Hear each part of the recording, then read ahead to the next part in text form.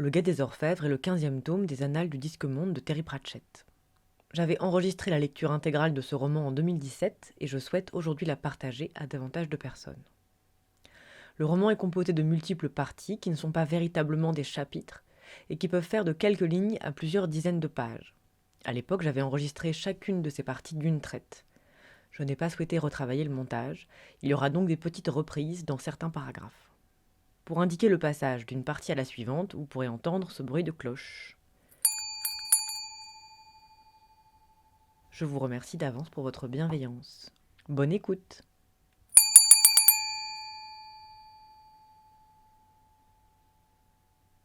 Il faudrait présenter l'homme le plus dangereux du monde. Il n'a jamais fait de mal à la moindre créature vivante de toute son existence. Il en a disséqué quelques-unes, mais uniquement après leur mort. Note de bas de page, parce qu'il appartenait à une variété ancienne de scientifiques libres penseurs et ne croyait pas l'homme créé par une espèce d'être divin. Disséquer vifs les gens relevait plutôt d'une obsession sacerdotale. Les prêtres croyaient, eux, l'homme créé par une espèce d'être divin et voulaient regarder de plus près son ouvrage. Il en a disséqué quelques-unes donc, mais uniquement après leur mort, et s'est émerveillé devant leur mécanisme d'autant plus parfait qu'il était dû à des ouvriers non qualifiés. Plusieurs années durant, il n'est jamais sorti d'une salle vaste et claire, ce qui n'avait rien de gênant, puisqu'il passait de toute façon la majeure partie de son temps dans sa tête. Il existe un certain type d'individu qu'il est très dur d'emprisonner. Il s'était néanmoins dit qu'une heure d'exercice chaque jour était essentielle pour stimuler l'appétit et le transit intestinal. Aussi se tenait-il présentement assis sur une machine de son invention. La dite machine consistait en une selle au-dessus d'une paire de pédales qui faisait tourner, par l'entremise d'une chaîne, une grande roue de bois pour l'heure surélevée du sol par un support métallique. Devant la selle se trouvait une autre roue de bois indépendante, celle-ci, qu'on pouvait faire pivoter grâce à un système de levier à main. Il avait adapté la roue supplémentaire et le levier afin de pouvoir rouler l'engin jusqu'au mur une fois l'exercice terminé, et puis l'ensemble offrait ainsi une symétrie agréable à l'œil. Il appelait son invention « la machine à tourner la roue avec des pédales derrière une autre roue ».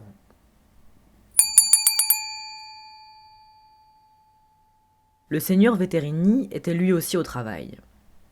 En temps normal, il siégeait dans le bureau oblong ou dans son fauteuil de bois ordinaire au pied des marches du palais d'Ankh-Morpork. En haut des marches se dressait un trône ouvragé couvert de poussière, le trône d'Ankh-Morpork tout en or. Il n'avait jamais songé s'y asseoir. Mais la journée était belle, aussi travaillait-il dans le jardin. Les visiteurs de passage à Ankh-Morpork avaient souvent la surprise de découvrir des jardins remarquables jouxtant le palais du patricien. Le patricien n'était pas amateur de jardin, mais certains de ses prédécesseurs si, et le seigneur Veterini ne changeait ni ne détruisait jamais rien sans raison valable. Il entretenait le petit zoo, l'écurie de course, et reconnaissait même que les jardins proprement dits offraient un grand intérêt historique, parce que c'était manifestement le cas. C'est Bougre de Sagouin-Janson qui les avait dessinés. Nombre de grands jardiniers paysagistes sont entrés dans l'histoire et ont laissé un souvenir impérissable par les jardins et parcs magnifiques qu'ils ont conçus avec une puissance créatrice et une prévoyance quasi divine, n'hésitant pas à creuser des lacs, déplacer des collines et planter des bois, afin de permettre aux générations futures d'apprécier la beauté sublime de la nature sauvage transformée par l'homme. Il y eut ainsi Capability Brown, Sagacity Smith, Intuition de Vers Slatgore. Ankh-Morpork eut droit à Bougre de Sagouin-Janson. Bougre de Sagouin, ça fait un peu fouillis pour l'instant, mais vous verrez dans 500 ans, Janson. Bougre de Sagouin, écoutez, les plans étaient impeccables quand je les ai tracés, Janson. Bougre de Sagouin-Janson, qui avait fait ériger une butte de 2000 tonnes de terre devant le manoir de Quirm, parce que moi ça me rendrait fou d'avoir toute la journée sous les yeux un tas d'arbres et de montagnes, pas vous ? On tenait le parc du palais pour le point culminant, si l'on peut dire, de sa carrière. Par exemple, il renfermait le lac à truites ornementales long de 150 mètres, mais à cause d'une de ces menues erreurs de notation typiques des plans de Bougre de Sagouin, large de 3 centimètres.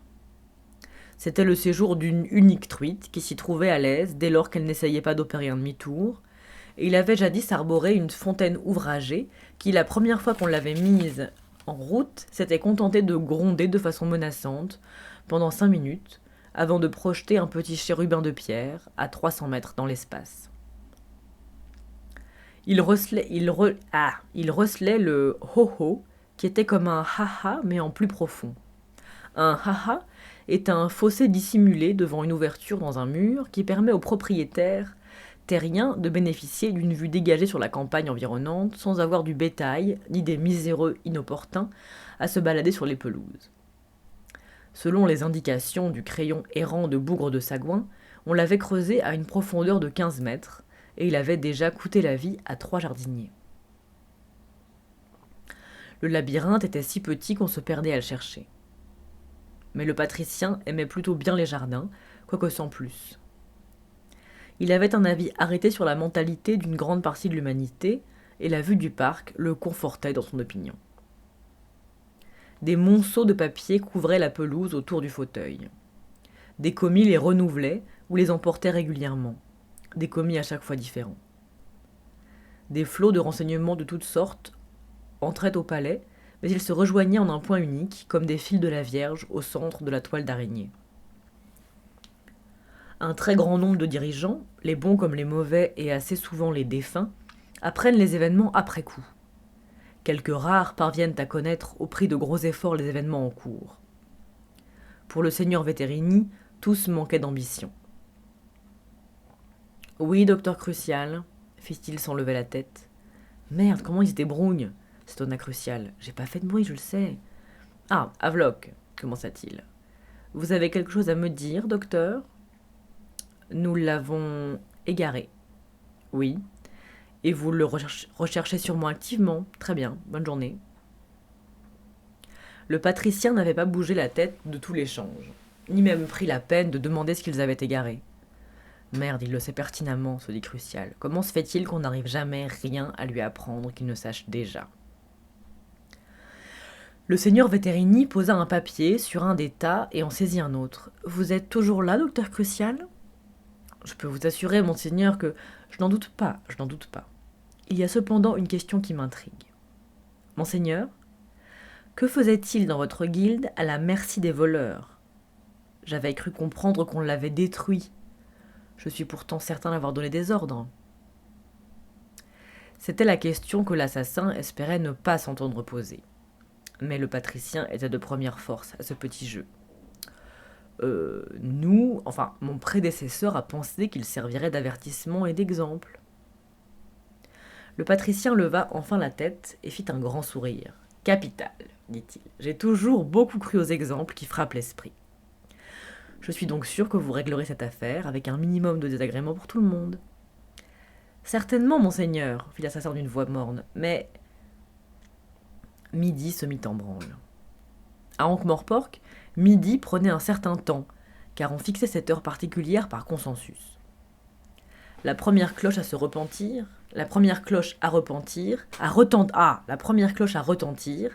était d'ordinaire celle de la guilde des professeurs, en réponse aux prières universelles de ses membres. Puis la clepsydre sur le temple des petits dieux déclenchait le grand gong de bronze.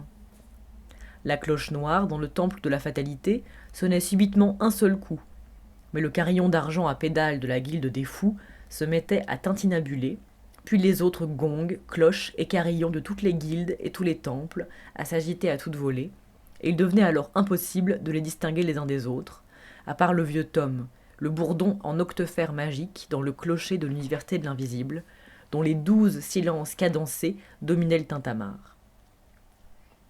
Enfin, plusieurs coups après les autres, arrivait la cloche de la guilde des assassins, toujours la dernière.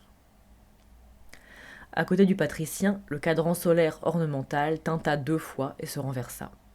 « Vous disiez » fit doucement le patricien. « Le capitaine Vimer, » répondit le docteur Crucial. « Il s'intéresse de près à cette histoire. »« Bon sang, mais c'est son travail !»« Ah oui?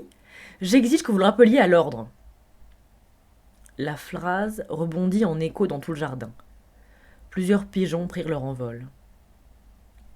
Vous exigez, répéta le patricien d'une voix mielleuse. Le docteur Crucial fit machine arrière et meubla désespérément le silence. C'est un serviteur, après tout, dit-il. Je ne vois pas pourquoi on le laisserait s'immiscer dans les affaires qui ne le regardent pas. Je crois plutôt qu'il se prend pour un serviteur de la loi, fit le patricien. C'est un rond de cuir qui joue les petits chefs et un arriviste insolent. Bon sang, je mesurais mal à quel point vous êtes bouleversé. Mais puisque vous l'exigez, je vais le faire entrer dans le rang sans délai. Merci. Ce n'est rien. Je ne voudrais pas vous retenir. Le docteur Crucial s'éloigna dans la direction qu'indiquait le geste nonchalant du patricien. Le seigneur Veterini se pencha à nouveau sur sa paperasse et ne releva même pas la tête lorsqu'un cri assourdi retentit au loin. Il baissa plutôt la main et agita une clochette d'argent. Un commis arriva en hâte. « Allez chercher l'échelle, vous voulez bien, tambourineux ?» fit-il. On dirait que le docteur Crucial est tombé dans le ho-ho.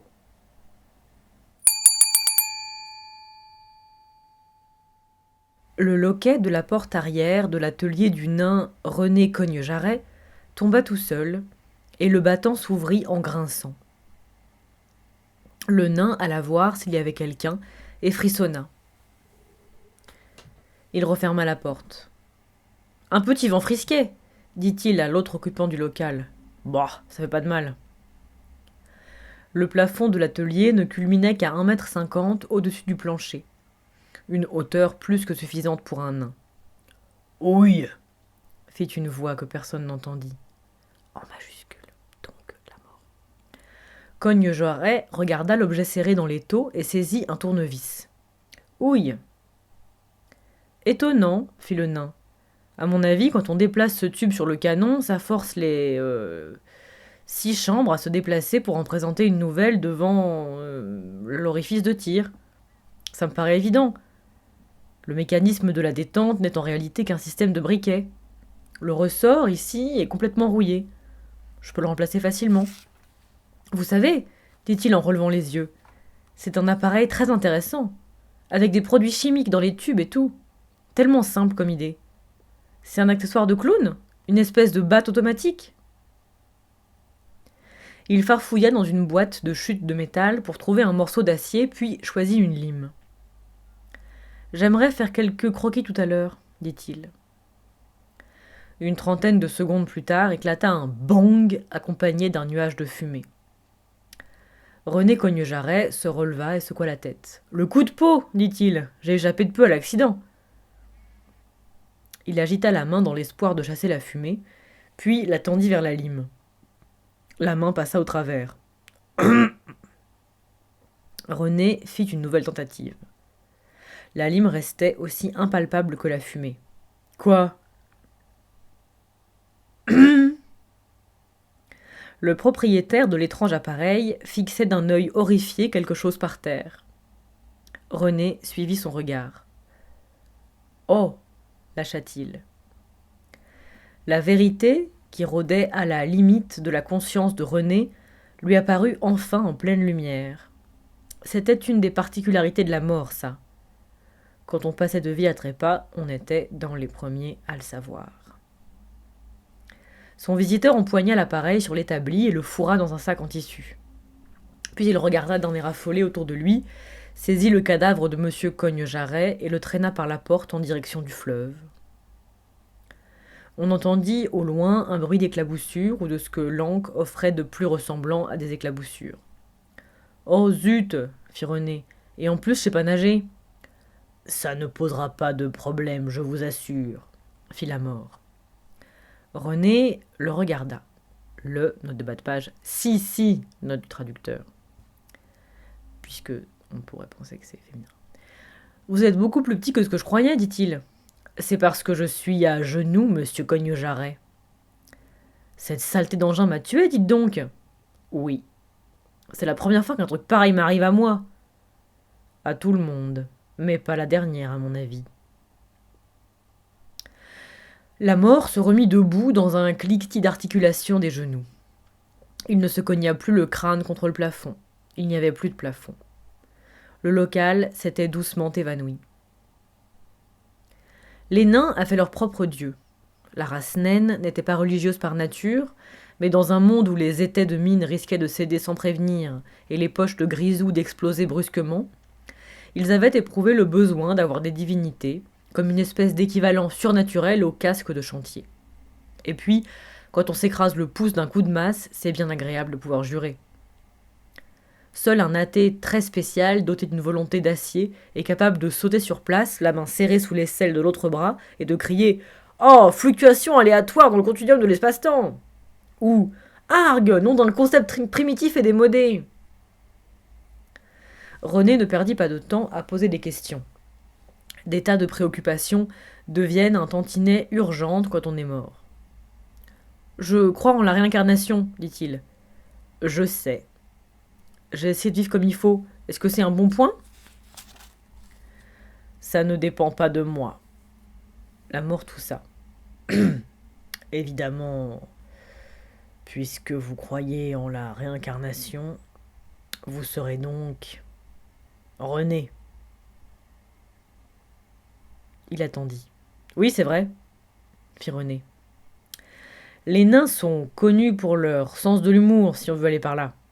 On les montre du doigt et on dit « Ces petits salauds n'ont aucun sens de l'humour. » Vous n'avez rien trouvé de drôle dans ma phrase ? Non. Non, je crois pas.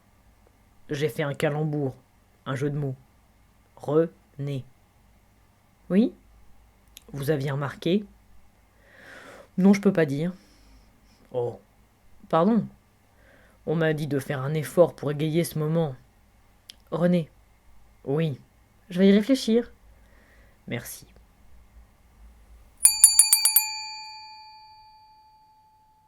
Bon, fit le sergent Colomb, ceci, les gars, c'est votre bâton, également désigné sous les noms de goumi ou matraque de service. Il marqua une pause afin de se rappeler son séjour à l'armée, et sa figure s'épanouit. Et vous en prendrez soin, bria-t-il. Vous mangerez avec, vous coucherez avec, vous. Excusez. Qui a dit ça ? En dessous, c'est moi, l'agent Bourricot. Oui, mon pote. Comment on mange avec, sergent ?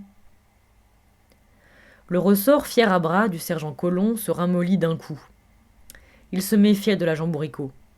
Il flairait en lui le fauteur de troubles. Hein ? Ben, est-ce qu'on s'en sert comme couteau, comme fourchette, coupé en deux pour des baguettes ou quoi ? De quoi tu causes ? Excusez-moi, sergent ? Qu'est-ce qu'il y a, agent Angois ? Comment couche-t-on avec exactement ? Ben, je voulais dire, Caporal Chic, arrête de ricaner tout de suite. Colomb rajusta son plastron et décida d'aborder un autre chapitre. Bon, ce truc-là, c'est un mannequin ou marionnette ou effigie. Il montra du doigt une forme vaguement humanoïde, faite de cuir et bourrée de paille, montée sur un piquet. Qui porte le surnom d'Arthur pour le maniement d'armes, c'est à ça qu'il sert. Avancez, agent Angois. Dites-moi, agent Angois, est-ce que vous croyez que vous pourriez tuer un homme ? Combien de temps on me donne ? On fit une pause, le temps de ramasser le caporal Chic et de lui donner des tapes dans le dos jusqu'à ce qu'il se calme. Très bien, reprit sergent Colomb. Ce que vous allez faire maintenant, c'est prendre votre bâton comme ça, et quand je dis 1, vous approchez vivement d'Arthur, puis quand je dis 2, le cognez vite fait sur la tronche. 1, 2. Le bâton rebondit sur le casque d'Arthur. Parfait, une seule erreur. Quelqu'un peut me dire laquelle ? Tout le monde fit non de la tête. Par derrière, répondit lui-même le sergent Colomb. On leur tape dessus par derrière, pas la peine de prendre des risques, hein. À ton tour, agent Bourricot. Mais, sergent, allez. Tout le monde le regarda faire. On pourrait peut-être aller lui chercher une chaise, proposa Angois au terme de 15 secondes embarrassantes. Détritus ricana. Lui trop petit pour faire garde, dit-il. L'agent Bourricot cessa de sauter sur place. Demande pardon, sergent, fit-il. C'est pas comme ça que font les nains, voyez ? C'est comme ça que font les gardes, répliqua le sergent Colomb. D'accord, agent Détritus. Salut pas, à ton tour. Détritus tint le bâton entre ce qu'il faut bien techniquement appeler le pouce et l'index, et l'abattit sur le casque d'Arthur. Il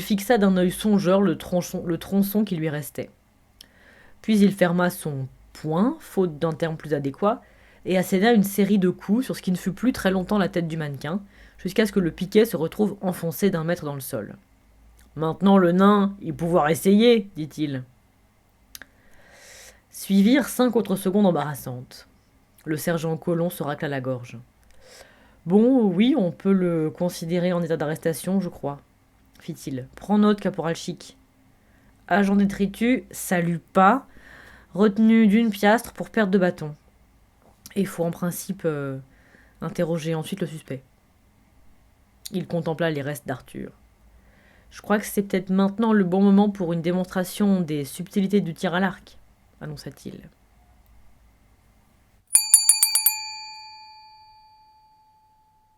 Dame Sibylle Ramequin regarda le triste lambeau de peau, tout ce qui restait de feu joufflu. Qui a pu faire une chose pareille à un pauvre petit dragon demanda-t-elle. On essaie de le découvrir, répondit Vimère. On pense que quelqu'un l'a peut-être attaché à côté d'un mur et qu'il a explosé. Carotte se pencha par-dessus la paroi d'un enclos. Guili, guili, guili, fit-il. Une flamme amicale lui grilla les sourcils. Je veux dire, il était apprivoisé comme tout, reprit Dame Ramequin. N'aurait pas fait de mal à une mouche, la pauvre bête. Comment peut-on faire exploser un dragon demanda Vimère. En lui donnant un coup de pied? Oh oui, tu perdrais ton pied, remarque. Alors c'est pas ça. Un autre moyen qui éviterait de se blesser? Pas vraiment, ce serait plus facile de le pousser à éclater tout seul. Franchement, Sam, j'aime pas parler de... Faut que je sache. Eh bien, à cette époque de l'année, les mâles se battent. Ils se gonflent pour se donner un air plus imposant, tu vois. C'est pour ça que je les sépare toujours. Vimère secoua la tête. Il n'y avait qu'un seul dragon, dit-il. Derrière eux, Carotte se pencha par-dessus l'enclos suivant, où un dragon mâle en forme de poire ouvrit un œil et lui lança un regard mauvais. « Qui c'est le gentil dragon ?» murmura le caporal. « Je suis sûr d'avoir un morceau de charbon quelque part. » Le dragon ouvrit l'autre œil, battit des paupières, puis se réveilla totalement et se cabra. Ses oreilles s'aplatirent, ses naseaux s'évasèrent, ses ailes se déployèrent. Il inspira. De son estomac monta le gargouillis de flots d'acide à mesure que s'ouvraient des bondes et des vannes. Ses pieds décollèrent du sol, sa poitrine enfla. Vimère percuta Carotte à hauteur de la taille et le projeta par terre. Dans son enclos, le dragon cligna des yeux. L'ennemi avait mystérieusement disparu. La peur l'avait mis en fuite. Il s'affaissa en lâchant une flamme immense. Vimère se décolla les mains de la tête et se retourna sur lui-même. « Pourquoi vous avez fait ça, mon capitaine ?» demanda Carotte. « Je ne... » Le dragon attaquait un autre mâle, s'écria Vimère. Un rival qui ne se dégonflait pas. Il se redressa sur les genoux et tapa sur le plastron de Carotte. « Tu l'astiques drôlement bien, dit-il, on se voit dedans. N'importe qui se voit dedans. » Oh oui, bien sûr, je n'y pensais pas, dit Dame Sibylle. Tout le monde sait qu'il faut tenir les dragons à l'écart des miroirs. Miroir, répéta Carotte. Il y avait des morceaux de... Oui. On a présenté un miroir à joufflu, fit Vimère. La pauvre bête a dû vouloir devenir plus grosse qu'elle-même, dit le caporal. On a affaire à un esprit tordu, fit observer le capitaine. Oh non, vous croyez? Oui. Mais... Non, vous vous trompez sûrement, Chicard est tout le temps resté avec nous. Pas Chicard, fit Vimère avec irritation. Je ne sais pas ce qu'il pourrait infliger à un dragon, mais ça m'étonnerait qu'il le fasse exploser. On trouve en ce monde des gens plus bizarres que le caporal Chic, mon garçon. L'expression de Carotte céda la place à un rictus d'horreur intrigué. Ça alors, fit-il.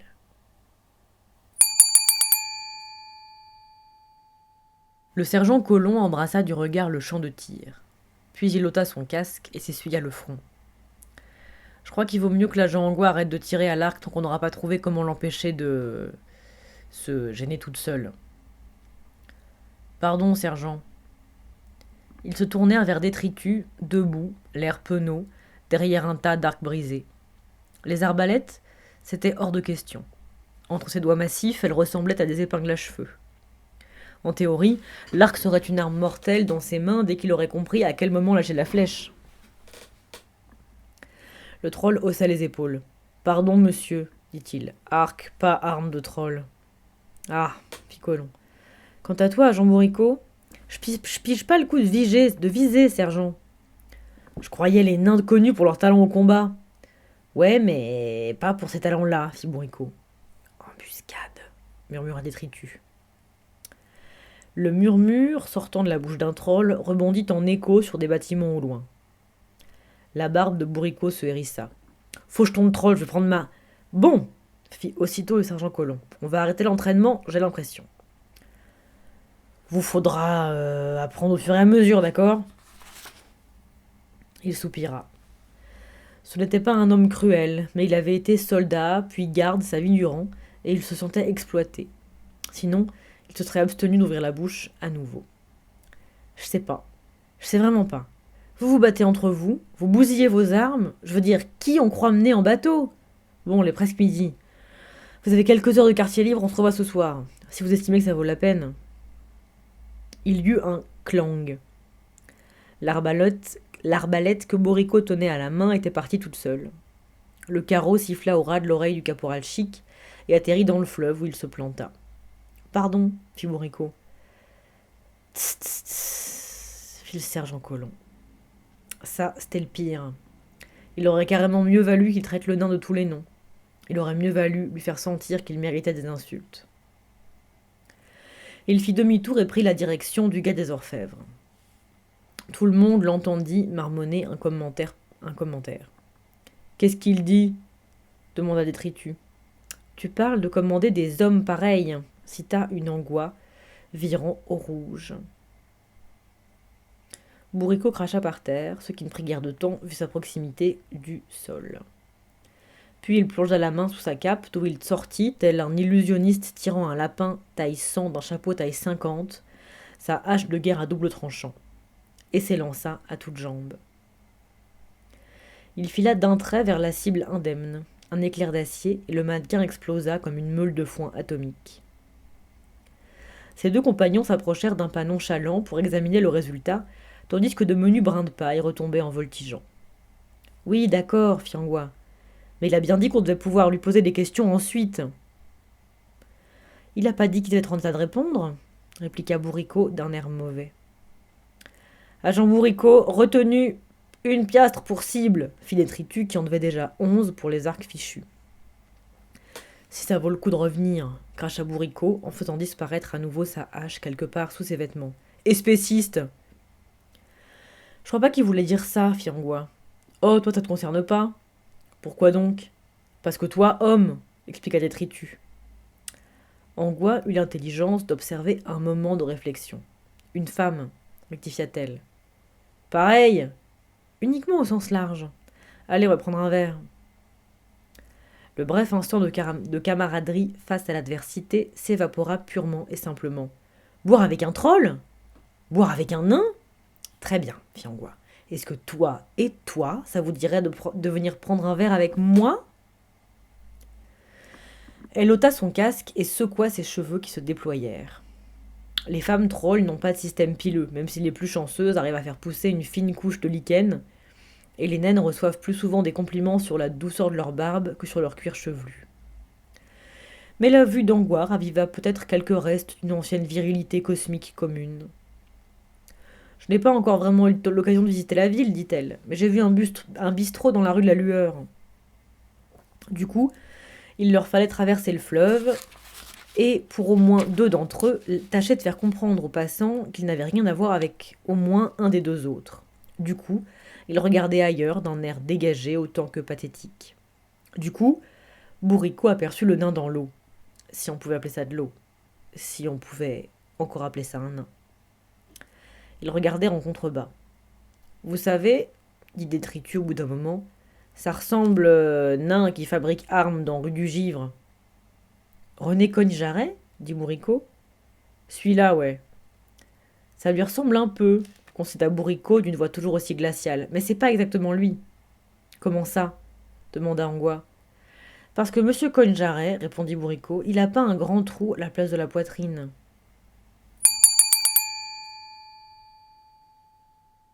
Est-ce qu'il lui arrive de dormir ? Songea Vimer. Est-ce que ce foutu bonhomme se pose des fois la tête sur un oreiller ? N'y a-t-il pas quelque part un lit et une robe de chambre accrochés derrière une porte ? Il frappa au battant du bureau oblong. « Ah, capitaine, dit le patricien en levant les yeux de sa paperasse. Vous avez le mérite d'avoir fait vite. Ah bon ? Vous avez reçu mon message ? Demanda le seigneur Veterini. Non, monsieur, j'étais occupé. Voyez-vous ça ? Et occupé à quoi ? Quelqu'un a tué monsieur Cogne-Jarret, monsieur. Une personnalité de la communauté naine.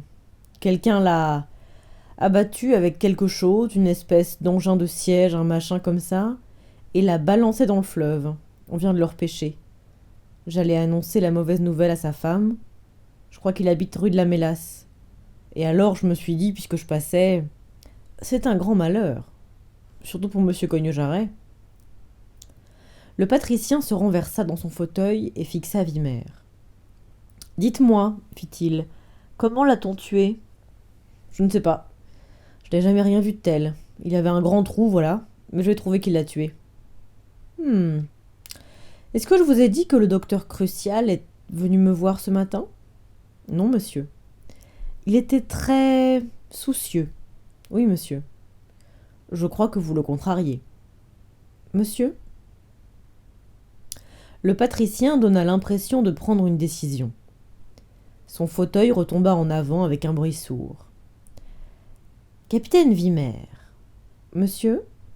Je sais que vous prenez votre retraite après-demain. Vous vous sentez donc un peu agité. Mais tant que vous êtes encore capitaine du guet de nuit, je vous demande d'obéir à 2 consignes précises. Monsieur ? Vous allez cesser toute enquête sur ce vol à la guilde des assassins. Vous comprenez ? C'est l'affaire de la guilde exclusivement. Monsieur. Vimer s'efforça de garder le visage impassible. Je choisis de croire que le mot informulé dans votre réponse est un « oui, capitaine ». Monsieur. Et là aussi. Quant au malheureux monsieur Cogne-Jarret, on a découvert le corps il y a très peu de temps ? Oui, monsieur. Alors l'affaire sort de votre juridiction, capitaine. Quoi, monsieur ? Le guet de jour s'en chargera. Mais on ne s'est jamais soucié de ces histoires de juridiction en fonction des heures du jour. Néanmoins, en la circonstance, je vais charger le capitaine Faux-Fuyant de reprendre l'enquête si la dite enquête s'avère nécessaire. Si la dite enquête s'avère nécessaire. Comme si on se faisait emporter la moitié de la poitrine par hasard. Une chute de météorite peut-être, songea Vimer. Il prit une inspiration profonde et s'appuya sur le bureau du patricien. Mayonnaise Faux-Fuyant n'arriverait pas à trouver son cul avec un atlas. Et il n'a aucune idée de la façon de parler aux nains. Il les traite de suceurs de gravier. Ce sont mes hommes qui ont découvert le cadavre. C'est ma juridiction. Le patricien jeta un regard aux mains de Vimer. Le capitaine les retira du bureau comme si on avait soudain porté le bois au rouge. Le guet de nuit, c'est vous, capitaine. Vous n'avez autorité que durant les heures de nuit. C'est de nains qu'il s'agit. Si on s'y prend mal, ils vont se faire justice tout seuls. D'habitude, ça revient à trancher la tête du premier troll qui passe. Et vous voulez mettre Faux-Fuyant sur ce coup-là ? Je vous ai donné un ordre, capitaine. Mais vous pouvez disposer. Vous n'allez pas... J'ai dit que vous pouviez disposer, capitaine Vimer. Monsieur. Vimer salua. Puis il fit demi-tour et quitta le bureau d'un pas raide. Il referma soigneusement la porte qui produisit à peine un déclic. Le patricien l'entendit frapper à la paroi du couloir. Vimer n'y avait jamais prêté attention, mais le mur extérieur du bureau oblong était marqué d'un certain nombre de points d'impact dont la profondeur variait en fonction de son état émotionnel au sortir de ces entrevues. D'après la puissance du coup, ce point d'impact-là allait nécessiter les services d'un plâtrier. Le seigneur Veterini s'autorisa un sourire, mais un sourire dépourvu d'humour. La ville tournait rond. C'était un collège autorégulé de guildes liés par des lois inexorables des intérêts mutuels, et le système fonctionnait, dans l'ensemble, en gros, en général, d'ordinaire. La dernière chose dont on avait besoin, C'était un agent du guet gaffeur, semant la pagaille comme une catapulte déréglée, d'ordinaire. Vimer paraissait dans l'état émotionnel adéquat. Avec de la chance, les ordres produiraient l'effet désiré.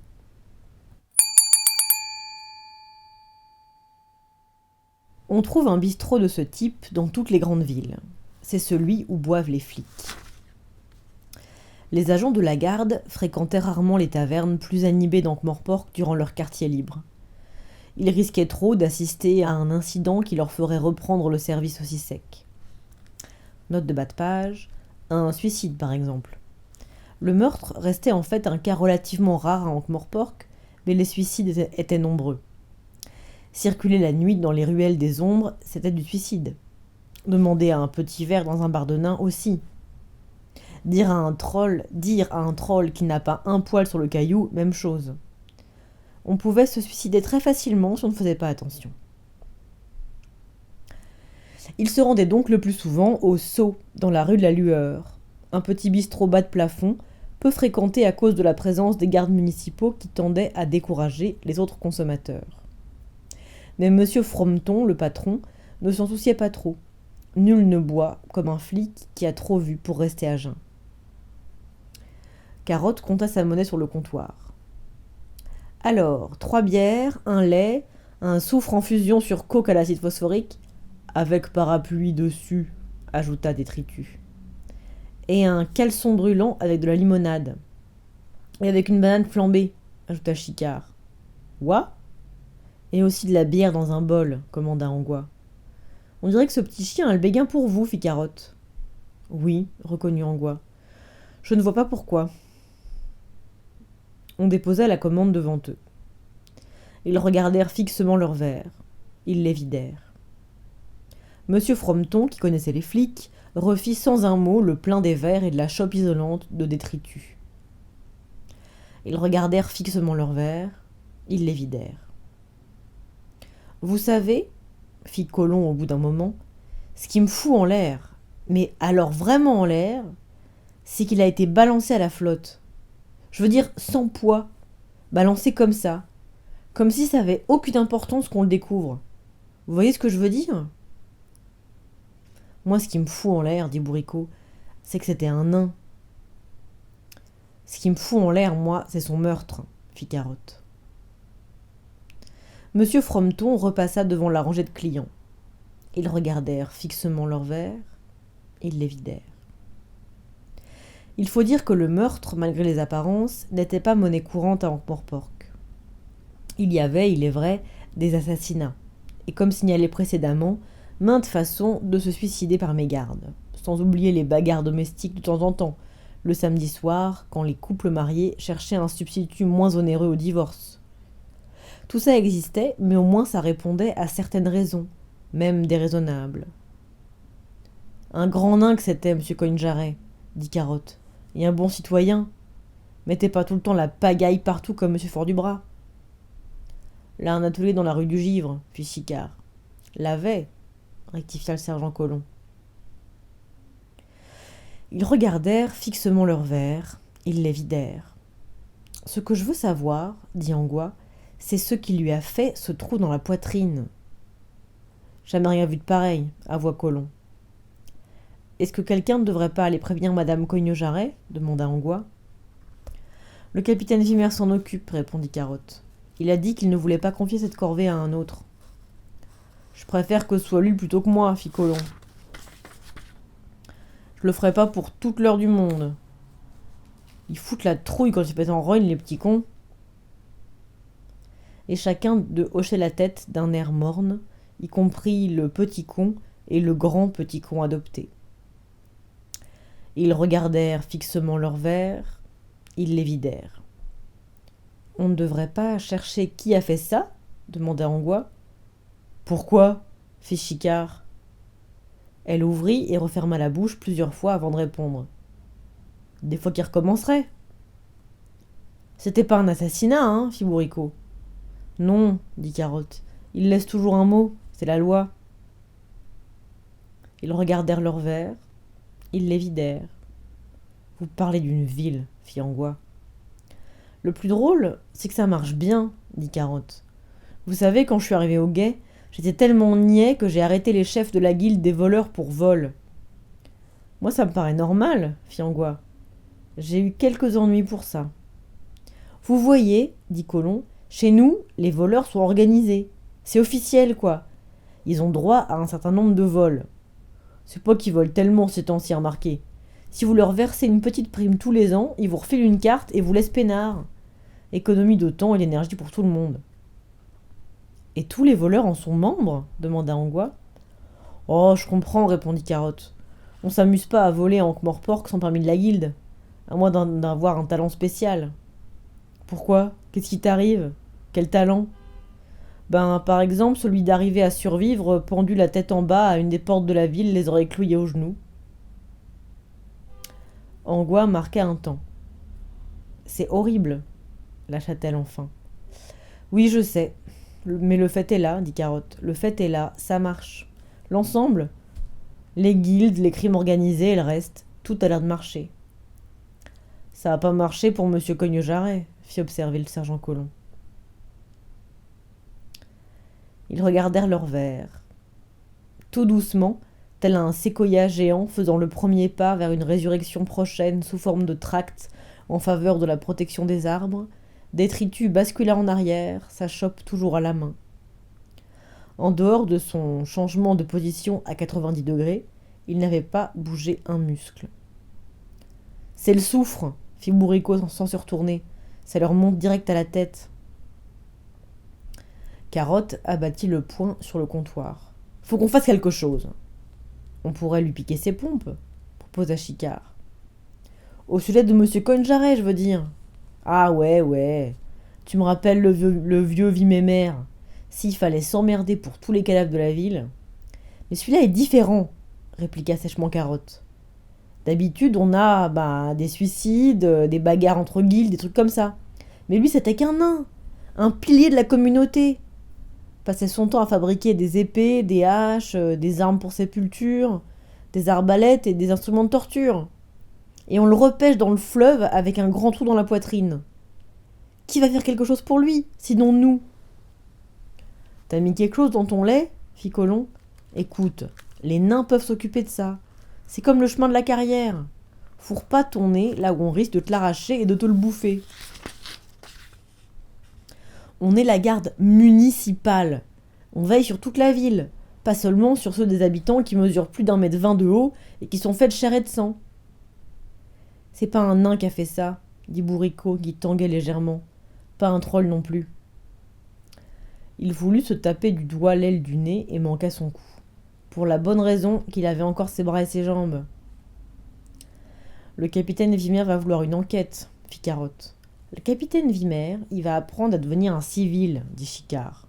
« Ben moi, je vais pas... » commença Colomb qui descendit de son tabouret. Pour aussitôt bondir en l'air. Puis il sautilla un instant sur place, tandis que sa bouche s'ouvrait et se refermait. Enfin, les mots parvinrent à franchir ses lèvres. « Mon pied !»« Quoi, ton pied ? Y a un machin planté dessous !» Il sauta en arrière, en s'étreignant une sandale, et s'écroula par-dessus Détritus. « C'est incroyable tout ce qui se plante dans les chaussures en Morpork, » dit Carotte. « Y a quelque chose sous votre sandale, fit Angois. Arrêtez de gigoter, espèce d'idiot !» Elle dégaina un poignard. « Un bout de carton, on dirait, avec une punaise dedans. Vous l'avez ramassé quelque part ? Elle a dû mettre un certain temps avant de traverser la semelle. Là, ça y est. »« Un bout de carton ?» fit Carotte. « Il y a quelque chose écrit dessus. » Angois gratta la boue. « Fousi. F-O-U-S-I. »« Qu'est-ce que ça veut dire ?» demanda-t-elle. « Je sais pas. Quelqu'un qui veut foutre quelque chose à un autre, je suppose. Comme Fousi la paix. Ou alors c'est la carte de visite de monsieur Fousi, s'il existe. » répondit Chicard. « On s'en tape, on va s'écluser, hein. » Carotte saisit la carte, la tourna et la retourna dans ses mains. « Garde la punaise, lui conseilla Bourricot. On n'en a que 5 pour un sou. Mon cousin Gimmick les fabrique. »« C'est important, ça, » dit lentement Carotte. « Il faut mettre le capitaine au courant. Il le cherchait, je crois bien. »« Qu'est-ce que ça d'important ?» fit le sergent Colomb. « En dehors de mon pied qui me fait un mal de chien. Je ne sais pas. Le capitaine le saura, lui, répondit obstinément Carotte. T'as qu'à lui dire alors, fit Colomb. Il reste chez sa seigneurie maintenant. L'apprend à devenir un aristo, ajouta Chicard. Parfaitement, je vais lui dire, affirma Carotte. Angois jeta un coup d'œil par la fenêtre crasseuse. La lune n'allait pas tarder à se lever. C'était un des inconvénients des villes. Cette saleté pouvait se tapir derrière un bâtiment si on n'y prenait pas garde. Et moi, je ferais mieux de regagner mes pénates, dit-elle. Je vous accompagne, proposa aussitôt Carotte. De toute façon, il faut que j'aille retrouver le capitaine Vimer. C'est pas votre route. Franchement, ça me ferait plaisir. Elle regarda sa mine sérieuse. Je veux pas vous déranger. Pas de souci, j'aime marcher. Ça m'aide à réfléchir. Angois sourit, malgré son désespoir. Ils sortirent dans la chaleur plus douce du soir. Instinctivement, Carotte se mit au pas de ronde. Très vieille rue, ça, dit-il. À ce qu'on raconte, il y a un cours d'eau souterrain par en dessous. Je l'ai lu. Qu'est-ce que vous en pensez ? Vous aimez vraiment marcher ? Demanda-t-elle en calquant son pas sur le sien. Oh oui. Il y a beaucoup de rues mal connues et de bâtiments historiques à visiter. Je me promène souvent durant mon jour de congé. Elle le dévisagea. Grand Dieu, songea-t-elle. Pourquoi vous êtes entré au guet ? Demanda-t-elle. D'après mon père, ça ferait de moi un homme. Ça a marché, on dirait. Oui. Il n'existe pas de plus beau métier. Vraiment ? Oh oui. Vous savez ce que ça veut dire, policier ? Angois haussa les épaules. Non. Ça veut dire homme de la police, un mot ancien pour cité. Oui ? Je l'ai lu dans un livre, Homme de la cité. Elle lui relança un regard en coin. Le visage du caporal luisait à la clarté d'une torche de carrefour, mais une autre lueur l'éclairait de l'intérieur. Il est fier de ce qu'il fait. Elle se rappela le serment. Fier d'appartenir à ce foutu guet, mon sang. Et vous, pourquoi vous y êtes entré ? Moi ? Oh, j'aime prendre mes repas et dormir en intérieur. N'importe comment, il n'y a pas vraiment le choix, hein. C'était ça ou devenir couturière. Note de bas de page. Une enquête de la Guilde des marchands sur les commerces des quartiers des quais de Morpork a recensé 997 femmes qui avouaient exercer le métier de couturière. Oh, et 2 aiguilles. Et vous n'êtes pas très bonne en couture ? Le bref coup d'œil d'Angois ne lut qu'innocence honnête sur la figure du caporal. Oui, abdiqua-t-elle, c'est vrai. Ensuite, j'ai vu l'affiche. Le guet municipal a besoin d'hommes. Soit un homme dans le guet municipal. Alors je me suis dit que j'allais essayer. Après tout, je ne pouvais qu'y gagner quelque chose. Elle attendit pour voir si celle-là aussi lui passait au-dessus de la tête. Effectivement. C'est le sergent Colomb qui a écrit le texte, dit Carotte. Il n'y va pas par 4 chemins. Il renifla. Vous ne sentez rien ? dit-il. Ça sent un peu comme un vieux tapis de cabinet qu'on aurait jeté à la poubelle. Ah, merci beaucoup, fit une voix à ras de terre quelque part dans le noir. Ah bah oui, merci beaucoup. C'est très je sais pas quoi de ta part. Un vieux tapis de cabinet. Ah oui. Je ne sens rien, mentit Angois. Menteuse, fit la voix. Et j'entends rien non plus. Les chaussures du capitaine Vimer lui apprirent qu'il se trouvait dans l'avenue Scone. Ses pieds marchaient d'eux-mêmes. Il avait l'esprit ailleurs.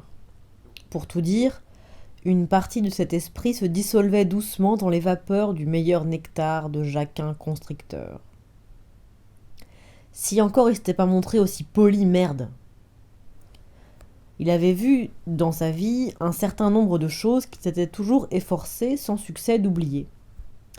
Jusqu'à présent, il aurait mis en tête de liste le spectacle des amygdales d'un dragon géant, prenant sa respiration afin de le transformer en petit tas de charbon de bois impur. Il continuait de se réveiller en nage la nuit au souvenir de la petite veilleuse. Mais il craignait désormais que la première place revienne au tableau de tous ces visages impassibles de nains le regardant poliment, tandis qu'il s'adressait à eux en ayant le sentiment que chacune de ses paroles se perdait dans un puits sans fond. Après tout, que pouvait-il dire? Navré, il est mort, c'est officiel. On met nos meilleurs éléments sur l'affaire. Il avait trouvé le domicile de feu René Cogne-Jarret bondé de nains silencieux aux yeux fixes, de nains polis. La nouvelle s'était répandue. Il ne leur avait rien appris qu'ils ne savaient déjà. Beaucoup d'entre eux portaient des armes. Monsieur Fort-du-Bras était là. Le capitaine Vimer avait déjà eu l'occasion de lui parler avant ça, en particulier à propos de ses discours sur la nécessité de réduire tous les trolls en gravillon qui serviraient au revêtement des routes. Mais le nain avait cette fois gardé bouche cousue, seulement affiché un air suffisant. Le capitaine avait senti une atmosphère de menace muette, polie, qui disait « On va t'écouter, après, on fera comme on voudra ». Il n'avait même pas su reconnaître précisément Madame Cogne-Jarret. À ses yeux, ils se ressemblaient tous. Lorsqu'on la lui avait présenté, casqué, barbu, il avait eu droit à des réponses polies, évasives. Non, elle avait verrouillé l'atelier de son mari et apparemment égaré la clé. Merci. Il avait voulu insinuer le plus subtilement possible que la garde verrait d'un mauvais œil, sans doute depuis une position stratégique à distance prudente, une marche en masse vers le chemin de la carrière. Mais il avait manqué de cran pour l'exprimer clairement. Il ne pouvait pas dire « Ne réglez pas cette affaire vous-même parce que la garde recherche activement le criminel », pour la bonne raison qu'il ne disposait d'aucune piste par où commencer l'enquête. Votre mari avait-il des ennemis ? D'accord. Quelqu'un lui a fait un sacré gros trou dans la poitrine, mais à part ça, avait-il des ennemis ? Il s'était donc retiré avec toute la dignité possible, ce qui ne représentait pas beaucoup, puis, au terme d'un combat vite perdu contre lui-même, avait attrapé une bouteille de vieux tatillon de constricteur et s'en était reparti au hasard dans la nuit.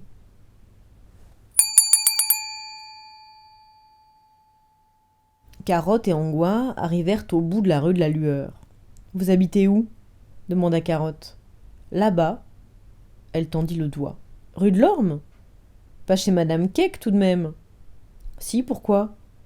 Je voulais un logement propre, un loyer raisonnable. Qu'est-ce qu'il y a de mal à ça ? » Bah, je veux dire, j'ai rien contre Madame Keck, une femme charmante, une des meilleures, mais...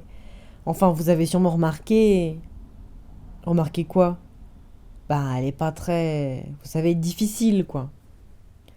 Excusez-moi, je comprends toujours pas. Vous avez sûrement croisé certains de ses autres locataires.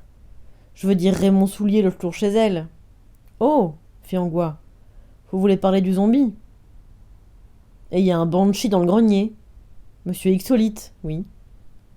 Et la vieille Madame Drulle. La goule. Mais elle est à la retraite. Elle prépare maintenant les buffets des fêtes enfantines. Je veux dire, la maison ne vous paraît pas un peu bizarre ? Mais les tarifs sont corrects et le lit propre. Ça m'étonnerait qu'ils servent beaucoup. D'accord, j'ai pris ce que j'ai trouvé. Pardon, je sais ce que c'est. J'étais dans la même situation quand je suis arrivée en ville.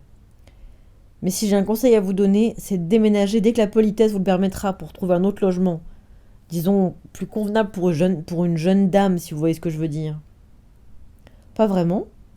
Monsieur Soulier a même voulu m'aider à monter mes affaires à l'étage. Remarquez, j'ai dû l'aider ensuite à mon tour à remonter ses bras. Il perd sans arrêt des morceaux, le pauvre. Mais ils sont pas vraiment... On n'aime pas trop ces gens-là, fit Carotte d'un air pitoyable. Ne le prenez pas mal. Tenez, les nains. Certains de mes meilleurs amis sont des nains. Mes parents même sont des nains. Les trolls ? Aucun problème avec les trolls. Le sel de la terre, littéralement. Des types merveilleux sous toute cette croûte. Mais les morts vivants... J'aimerais qu'ils s'en retournent d'où ils viennent, voilà tout. La plupart viennent d'ici. Je ne les aime pas, je regrette. Faut que j'y aille, dit Angois d'un ton glacial. Elle s'arrêta à l'entrée d'une ruelle. D'accord, fit Carotte. On se revoit quand ? Demain, on fait le même travail, non ? Mais peut-être quand on ne sera plus en service qu'on pourrait prendre un... Faut que j'y aille ! Angois fit demi-tour et partit en courant. On voyait déjà le halo de la lune au-dessus des toits de l'université de l'invisible. Bon, d'accord, très bien, demain alors, lui lança Carotte.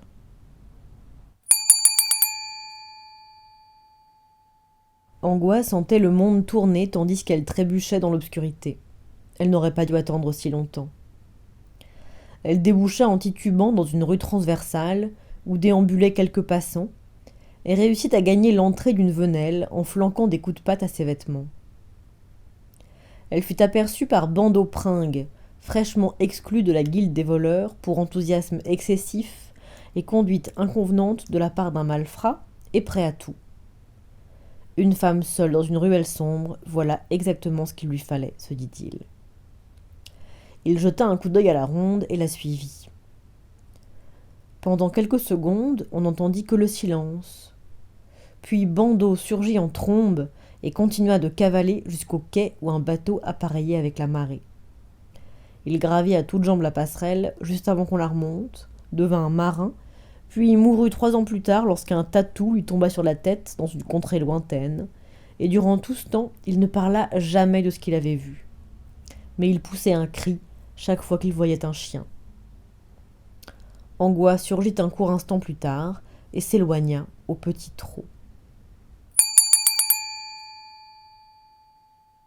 Dame Sibylle Ramequin ouvrit la porte et huma l'air de la nuit. « Samuel Vimer, tu es soûl !»« Pas encore, mais je ne désespère pas, » fit Vimer d'un ton joyeux. « Et tu ne t'es pas changé, tu es encore en uniforme. » Le capitaine baissa les yeux, puis les releva. « C'est vrai, » dit-il, toujours aussi joyeux. « Les invités vont arriver d'une minute à l'autre. Monte à ta chambre, je t'ai fait couler un bain et Villequin t'a préparé un costume. Allez, file. » Épatant. Vimer prit un bain à la fois d'eau tiède et de vapeur rose d'alcool. Ensuite, il se sécha du mieux qu'il put et regarda le costume sur le lit. Le meilleur tailleur de la ville l'avait coupé pour lui. Sibylle Ramequin avait le cœur généreux. Toutes les occasions de faire des cadeaux étaient bonnes pour cette femme. Le costume, dans les tons bleus et cramoisis, s'ornait de dentelles au poignet et au col. Le dernier cri, lui avait-on dit. Sibylle Ramequin voulait l'élever dans le monde. Elle ne l'avait jamais dit expressément, mais il savait qu'elle le trouvait beaucoup trop bien pour faire le flic. Il le fixa d'un air d'incompréhension abrutie. Il n'avait encore jamais porté de costume. Gamin, il avait porté tous les haillons qu'il pouvait s'attacher sur le dos avec une ficelle. Puis plus tard, la culotte de peau qui s'arrêtait aux genoux et la cotte de maille du guet, des vêtements confortables, pratiques.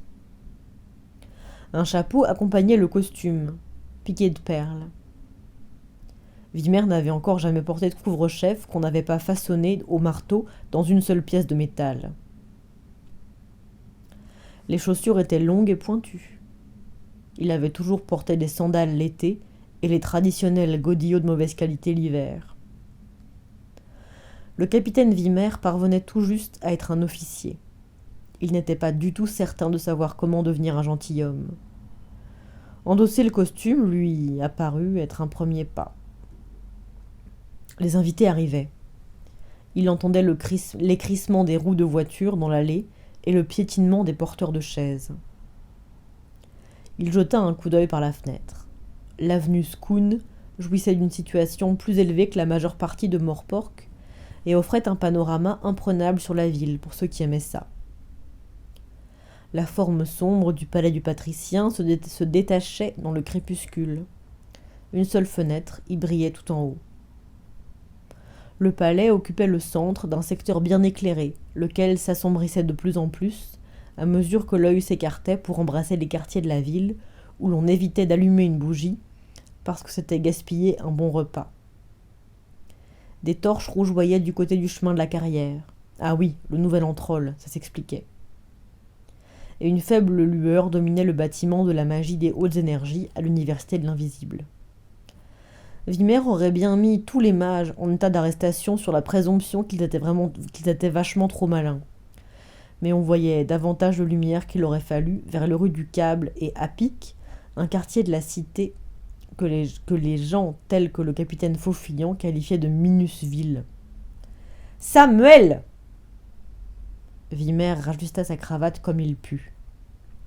Il avait affronté des trolls, des nains, des dragons, mais il devait maintenant se mesurer à une espèce toute nouvelle, les riches.